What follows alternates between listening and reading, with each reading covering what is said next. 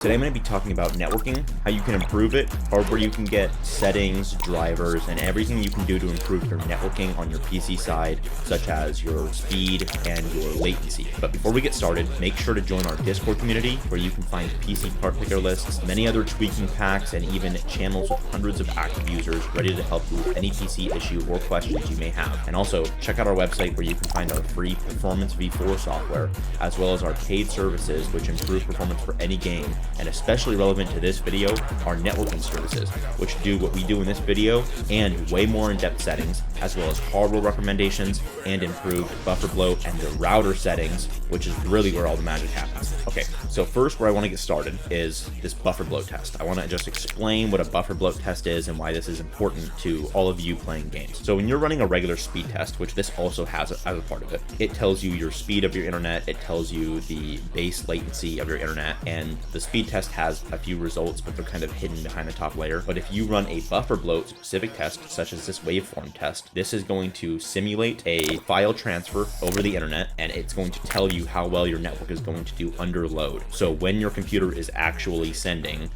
medium to large amounts of data, it will tell you whether or not your internet performs worse when using more data at once than when it's unloaded, when you're not using anything. And then why this is important is because when you run a speed test, if your speeds are 1 gig down, 1 gig up, that doesn't mean anything for gaming performance. And if you have 4 buffer bloat, that is actually what results in your walls getting taken, bullets traveling through walls, and glitches, which people like to call desync, and that can happen from ping alone, or that can happen from buffer bloat, where your ping may not go up, but your buffer bloat, your ping while your game is actually transferring data, does go up. And so if you would like to see if there's a difference from before and after this video, go ahead and start this test right now before you start any of these changes, and then run the test at the end of the video and let us know if anything has improved. A lot of what buffer bloat is going to be improved by is your router settings, but we're going to do everything today that we can to make sure that your PC side of the equation is as set up as it can possibly be. So go ahead and run this test if you'd like, and let us know in the comments whether or not this video helps you out. Okay, so where we're going to want to start with the actual Ethernet and Wi-Fi settings, hardware recommendations, everything that you need to know about your networking. The first thing we're going to want to do is make sure that you have the most up-to-date drivers. Your drivers are what allow your Windows operating system to communicate with your adapter. And so if you have an Ethernet card, if you have a Wi-Fi card, if they're built into your motherboard or a PCIe, whatever the case may be, the driver is what's going to allow your computer to communicate with that adapter and get you the best performance possible. Windows has built-in adapters, so even though your internet may be working right now, that doesn't mean that you're on the most optimal driver, especially when you're on drivers from a long time ago. We're talking 2019, 2016 sometimes, and so we're gonna go ahead and update this driver, and I'm gonna walk you through doing this. There are a few tools that you can do to make this a little bit easier, such as Snappy Driver Installer Origin, but today I'm gonna be walking you through the basic method, as this is going to be, you don't have to download any third-party software. This is just going to be the simplest install for all of you watching. So where you're going to want to start is hitting the Windows key, typing MS info, and opening up system information. In here, this gives you a lot of details about your system, but what we're worried about right now is your baseboard product. Usually, this is going to include your Ethernet driver, your motherboard. If it does not include your motherboard name, because sometimes on pre-built systems, they change this to not include your motherboard details, you will have to go and find this information from the receipt or, from the manufacturer of your computer, or you can sometimes look in your system and find out what your motherboard is, and your last option being to go into BIOS and see what your BIOS states that your motherboard is. But in this case, and like most of you, you're going to be able to see your motherboard manufacturer and model number under baseboard product. So just go ahead and select that and hit Control-C on your keyboard to copy it. Then you can close system information, and what you're going to want to do is open up Google or whatever search engine you prefer, paste that baseboard product. You can delete this text beforehand if you want, or you can leave it, it doesn't matter. Go ahead and search, and then you're going to want to match that name to the name of your motherboard. So in this case, ProArt Z690 Creator Wi-Fi. And then I have the link here. Go ahead and click that. Go to accept cookies or decline, and then go to the support tab. This is a different location depending on your manufacturer, but usually support tab will be underneath the name on the top bar here, either on the left or the right side. Make sure not to click the one at the top, or else you're gonna have to do a full product search. So go to the support tab and then go to the driver and tools tab. Driver and tools, select your operating system. In my case, I'm on Windows 11. I have to switch between the two if it doesn't load. And then you'll see your LAN driver. This is your Ethernet driver. This is going to be one of the more latest ones right here. And then this is the Wi-Fi driver for my motherboard. If you were for any reason unable to get your baseboard product from the system information tab and you're uncomfortable going to BIOS to find that yourself, then one other option is to go to Device Manager, pulling up the network adapters, right-clicking your Ethernet adapter. If you don't know which one is connected, then instead of Device Manager, you can open up the control panel, go to Network and Internet, Network and Sharing Center, change adapter settings on the left, and you can see I have the network right here, or Wi-Fi, but Wi-Fi shows it's not connected. And you can right-click this, go to Properties, same as in the Device Manager, and then you're going to see this name right here. You can hit Configure, and the name is also right here. This is how it'll show in Device Manager. And then if you see that model, you can just search up Intel i225-V2 driver, and you can pull up the driver packs here, Intel adapter complete driver pack, and you can download that and install it. So once you download it, go to the location that you downloaded your driver to. You can close all these other tabs, they're not beneficial right now. And then you can extract, if it came in a zip folder, you can extract the zip folder. If it came in an exe, you can run that exe, and then you should be presented with a bunch of files like this. So you have a few options. One is to run the ASUS setup, Gigabyte setup, or just setup.exe, depending on what is in your folder. And the other option is, again, to go to Device Manager, find your network adapter, right-click, go to Properties, go to Driver, Update Driver, browse My Computer for drivers, hit Browse, and go to the location where you just extracted that folder. I mean, that's desktop folder, and hit OK, and then make sure that you check Include Subfolders. When you hit Next, it's either going to tell you that the best driver for your device is already installed, or it's going to begin the install. Once it's done, then you're going to be on the most updated driver. As you can see, I'm already on the most updated driver, and so we're not going to run this update.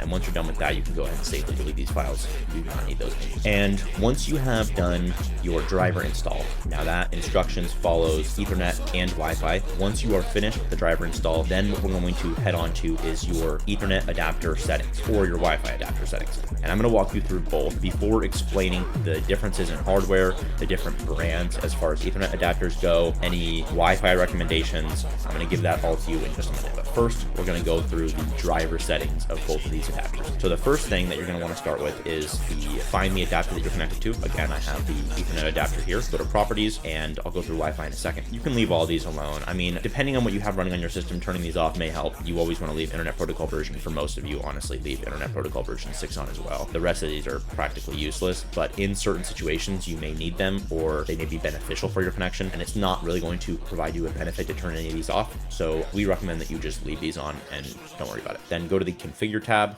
on that adapter. If you made changes here, you're going to want to hit OK. Go back to Properties. I didn't make any changes, so I'm going to hit yes. So then once you're in here, you go to the Advanced tab, and these are going to be all of your driver settings. A lot of people like to go really in depth with changing these settings. You really don't need to change a lot of these settings. There's a few that are going to help you, and there's a few that are kind of misconceptions. So what I'm going to start with is the one that we're selected on right now, ARP offload. There's other ones like NS offload, IPv4 checksum offload. You want to leave all these offloads on. There's no reason to turn them off. Your Ethernet adapter is very smart. It's very good at detecting when it can and can't offload packets. Just leave the ARP offloads and all the offload settings alone. There's no reason to touch them. The biggest ones that we're going to be looking at here are going to be power adjusting settings. And so even if you don't have the same settings as me, you will be able to tell whether or not they're power adjusting by either plugging these settings into ChatGPT and asking, or by just looking at the name and seeing. So where I'm going to start with is enable PME. This is an efficiency setting, and you're going to want to disable this. The next one that I'm going to disable is flow control. Now you can leave flow control on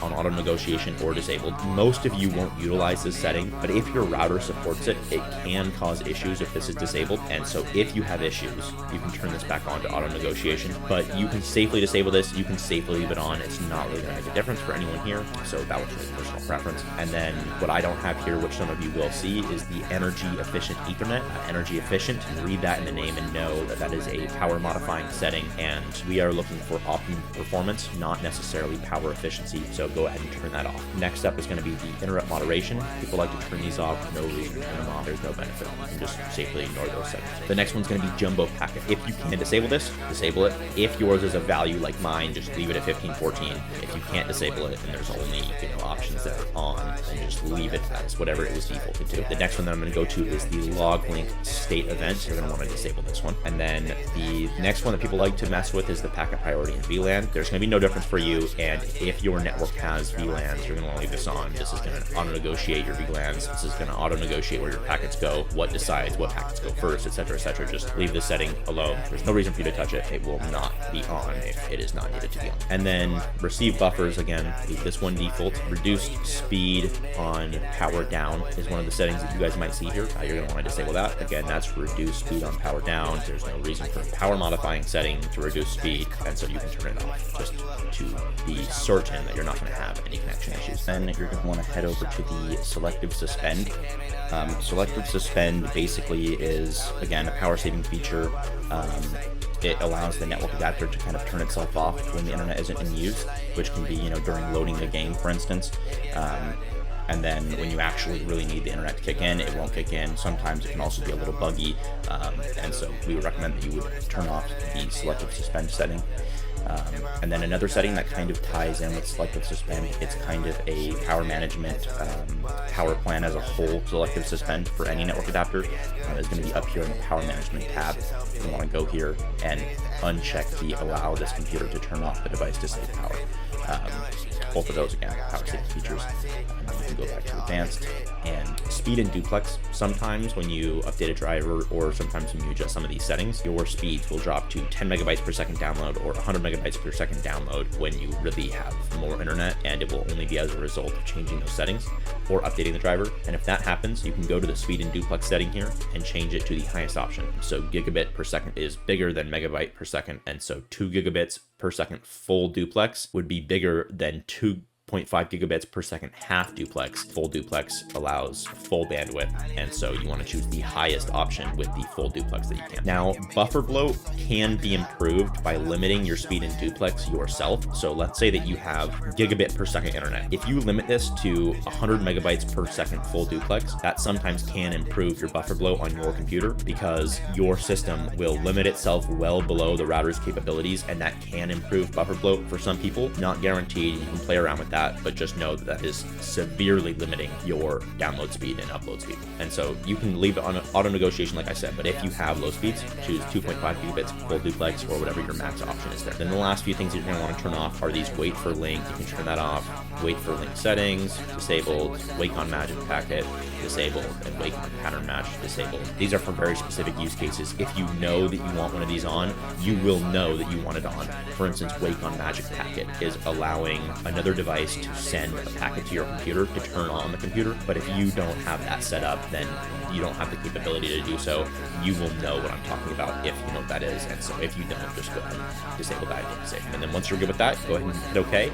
Your internet will disconnect and reconnect for a moment, and then you should be good. If for some reason your internet connection does not come back online, then what you're going to want to do is hit the Windows key, type in network reset, open this up, hit reset now, yes on the pop-up, and then it'll say that your PC is going to restart in 5 minutes. You can just click the restart button by clicking the Windows key, power icon, restart, and that will do network reset and take you right back to where you were before you started this video. And now I'm going to move on to the Wi-Fi adapter settings for those of you who have Wi-Fi. So in my case, I'm not connected to a Wi-Fi network, but even when you're not connected, let's say that sometimes you bring your computer from a location where you have Ethernet to a location where you only have Wi-Fi. You can go to the properties and adjust them, and it will apply when you connect to a Wi-Fi connection later on. And so hit the same options, properties and configure, the advanced tab, and then some of these settings you're going to want to change, but almost all these settings for most of you, you're just going to want to leave alone. But again, it's going to be most of the power saving features. So what I'm going to start with is the MIMO power save mode. Turn this off. Again,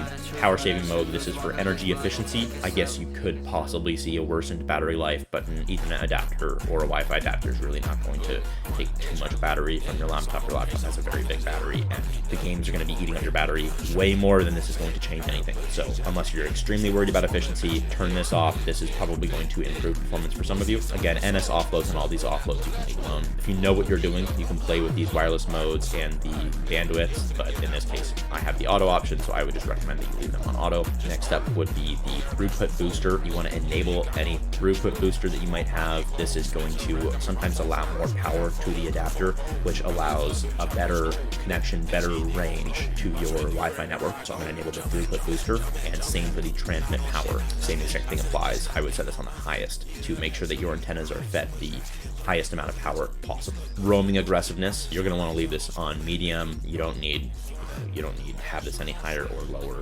Medium setting default is good. If it's for any reason not on medium, you can play with these settings, but I would usually always recommend that you're on medium. And then the last thing that I'm going to talk about is going to be ultra high band 6 gigahertz. If you have a 6 gigahertz Wi-Fi card, there's a good likelihood you do not have a 6 gigahertz capable Wi-Fi router. Windows 10 does not support Wi-Fi 7, and a Wi-Fi 7 router is the specification that you need for proper 6 gigahertz connection. And so I believe Wi-Fi 6E, you can fact check me on this, I believe Wi-Fi 6E also supports 6 gigahertz. Oh yeah, it does. I have a Wi-Fi 6E card. So I have Wi-Fi 6E that also supports 6 gigahertz. That would be supported on Windows 10. However, if you have a Wi-Fi 7 card, you would have to be on Windows 11. Wi-Fi 7 is only supported on Windows 11, and that would also allow you 6 gigahertz as long as your router supports it. So then the next thing, same as Ethernet, disable your wake on magic packet, disable wake on pattern match, and then hit OK. Once that's done, you're pretty much good to go. Everything is set as far as drivers and settings go,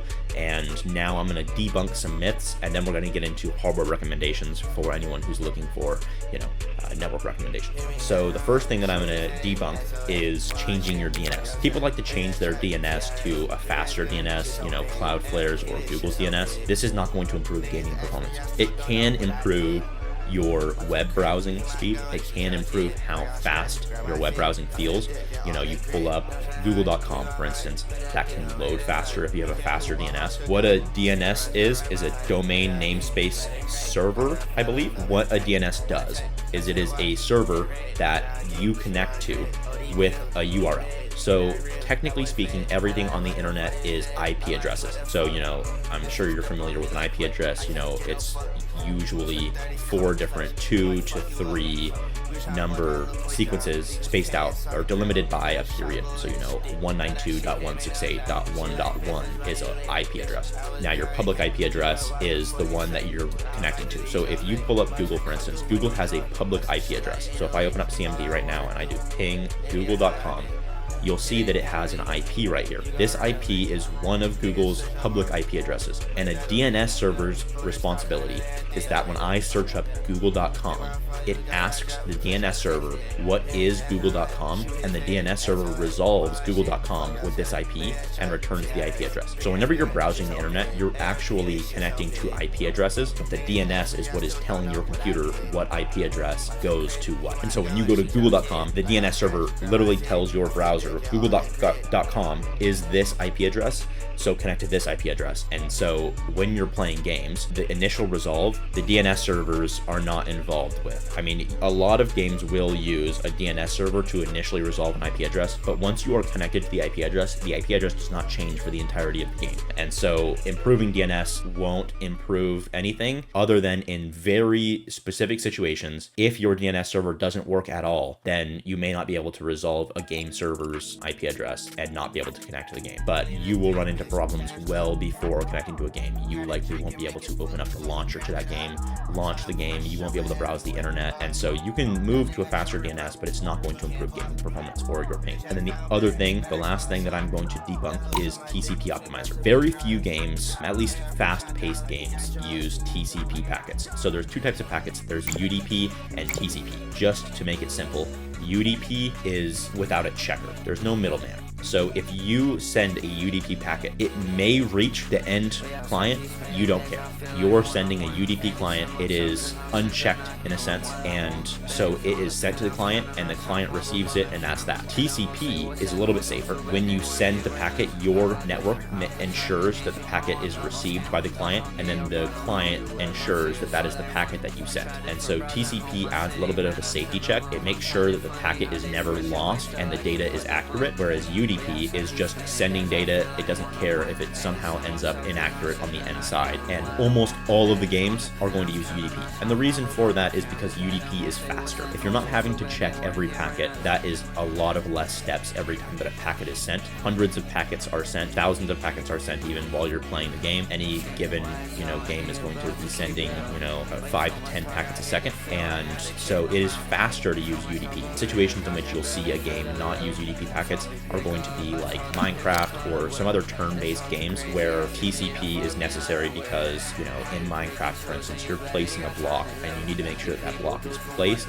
and that the block isn't lost. Otherwise, you will lose a block in your inventory, etc., etc. And so in turn-based games where strategy is very important, World of Warcraft, where you have to be, every move has to land, every key click has to be accurate, it has to work, or else the strategy's broken and the whole, everything that you're doing just got messed up. Those are examples of when TCP will be used. But in a game like Fortnite or Valorant or Apex Legends or COD or any fast-paced game, TCP is not going to be used. It's going to be UDP. It's a faster packet transfer. And so TCP Optimizer, one of the frequently used programs by people to say that it improves latency, TCP will not affect almost all of your games, at least any game that you are going to be worried about your ping on. And then the next thing that I want to step to is going to be Wi-Fi recommendations. So the closer you are to a router, the better. And if you have to use Wi-Fi, which we'll get into alternatives to Wi-Fi in a minute, if you have to use Wi-Fi, then you're going to want to follow some recommendations. So one of those is going to be you need your Wi-Fi router to be as close to your system as possible. The closer the better. Wi-Fi can be worsened by interference. So, microwaves, dishwashers, anything with high electrical usage, other Wi-Fi connections in your neighborhood, Wi-Fi connections, cellular connections on your phone. I mean, there's all types of interference that can cause issues with Wi-Fi connections. And so the closer you are to the Wi-Fi router and the higher the gigahertz is, the better. Now, you've likely heard of 2.4 gigahertz and 5 gigahertz Wi-Fi. 2.4 gigahertz is susceptible to more interference. The lower the frequency, generally, the more interference that it is susceptible to, but it is the highest range. It takes the least amount of power to send the data. And so on 2.4 gigahertz, you will get significantly better range out of the connection, whereas 5 gigahertz, you will get significantly better ping and speed. But at a certain range, 2.4 gigahertz will beat out 5 gigahertz because the 5 gigahertz simply can't last as long as a 2.4 gigahertz when it comes to range. And the same thing for 6 gigahertz. 6 gigahertz is less susceptible to interference than 5 gigahertz Wi-Fi, whereas 6 gigahertz also has worse range than 5 gigahertz Wi-Fi, and 6 gigahertz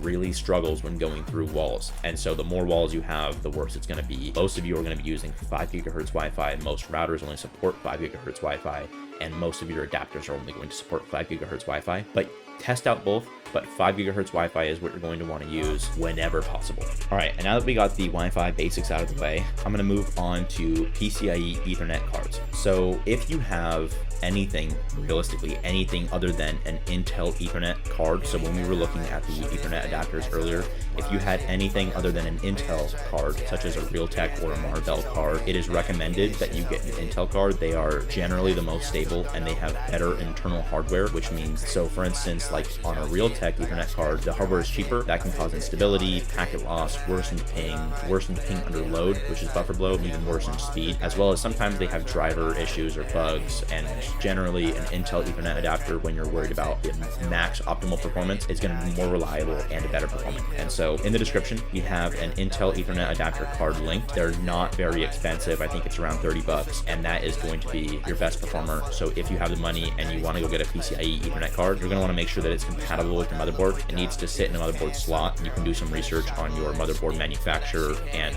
ask ChatGPT whether or not the card will fit in your computer, but the Intel Ethernet adapter cards are going to be better, and if you can get that PCIe card, if you have another adapter, even better. And if you don't have Ethernet on your motherboard at all, for whatever reason, or your port is broken, that's an option for you as long as your motherboard supports it. So now I'm going to get into Wi-Fi cards. The first thing that I want to mention is Wi-Fi is the worst performer. As soon as you get any distance from Wi-Fi, like I was explaining earlier, no matter what the frequency is, you're going to see worsened performance, and always it's going to be worsened performance than Ethernet alone, especially under load. Sometimes you'll see the same performance on Wi-Fi as on Ethernet, and you'll be like, that's not true. However, when you run the buffer bloat test, you'll notice that on Wi-Fi, it is always worse. Wi-Fi, it is always worse than on Ethernet. Ethernet allows significantly more data transfer at consistent speeds. Wi-Fi is not 100% consistent.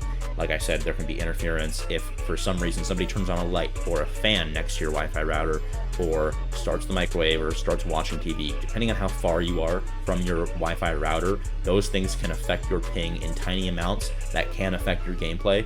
And so whenever possible, don't use Wi-Fi. I'm going to give you some alternatives to Wi-Fi if you can't use direct Ethernet. So the first one that we're going to talk about is a Mocha adapter. A Mocha adapter allows you to send an Ethernet connection over coax. It takes a little bit of setup because you have to find where your coax cables from each room terminate to, and make sure that the Mocha adapter is connected to the router and then connected to the coax ports.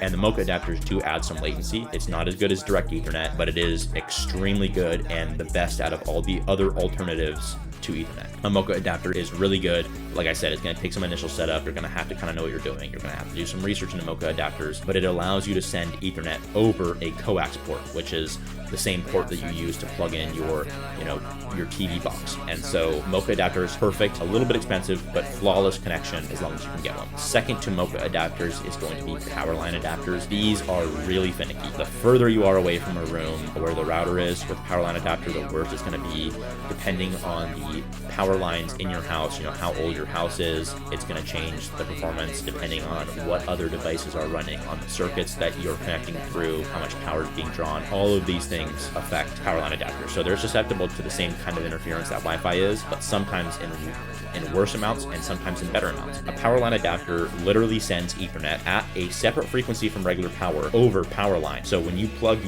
a monitor or whatever, or your phone into the wall, power line adapter plugs into that same outlet, but then sends Ethernet over the power to another spot in your house. And then you can connect to it with another power line adapter. Like I said, the further you get away, the less consistent this is. Usually it's going to be lower speeds than Wi-Fi or Ethernet. Sometimes it's going to be significantly worse ping than Wi-Fi by default. Sometimes it's going to be significantly better ping, and buffer bloat can be better or worse. If you have to use Wi-Fi, a power line adapter is something that you should definitely try, but it's definitely not a guaranteed fix. It depends on a lot of factors, the same way that Wi-Fi does. And then the last thing that I want to say is for a Wi-Fi adapter, we have two of them linked in the description.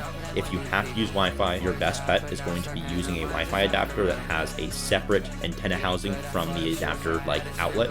And so the two linked in the description, one of them is going to be Wi-Fi 7 compatible, one of them is not going to be Wi-Fi 7 compatible. Wi-Fi 7, the 6 gigahertz cards, those are only able to be used on Windows 11. Sometimes there's issues even installing Windows 10 if you have one of those cards installed in your system. And so only get those if you're going to use Windows 11, and if your router supports them. You're going to have to research on whether or not your router supports Wi-Fi 7. It is a very new standard. And if it doesn't, then there's no reason to spring for the extra money. The Wi-Fi 5 gigahertz card is going to be cheaper, and it is going to be just as performant on 5 gigahertz networks. It also has the separate housing that you literally, you take the antenna housing and you screw the two. It's effectively like coax, but it's a smaller connector, and it screws onto the adapter, and then you can place that housing on your desk or on top of your computer, which gives a better direct travel path for the Wi-Fi from your router to your computer. And so those are linked in the description. Wi-Fi 7 is theoretically better. 6 gigahertz Wi-Fi is theoretically better than 5 gigahertz Wi-Fi, but that doesn't necessarily mean that your router is going to support it. And depending on distance, 5 gigahertz might actually perform better for you. So these are all things that you're going to want to try out. Ethernet and Mocha adapters are your first two options 100% of the time. The next thing that you want to try after that is Powerline, and if you have nothing left because Powerline's awful, then you can look into the best Wi-Fi adapters, routers, if that's really your only option.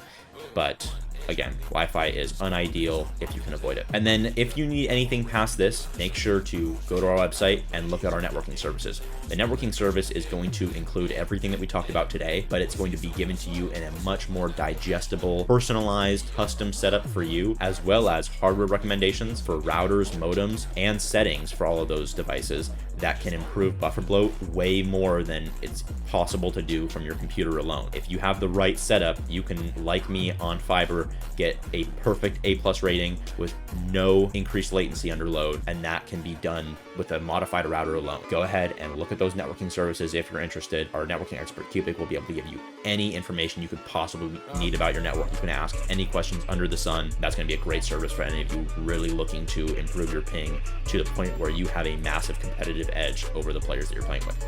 And like I said, if you want to run the buffer bloat test, let us know in the comments if this helped your buffer bloat in any way. Sometimes the drivers install alone will. And besides that, the other advice there should definitely help all of you out with your gaming performance. And let us know if you're taking more walls with the advice in this video. Thanks for watching. Bye.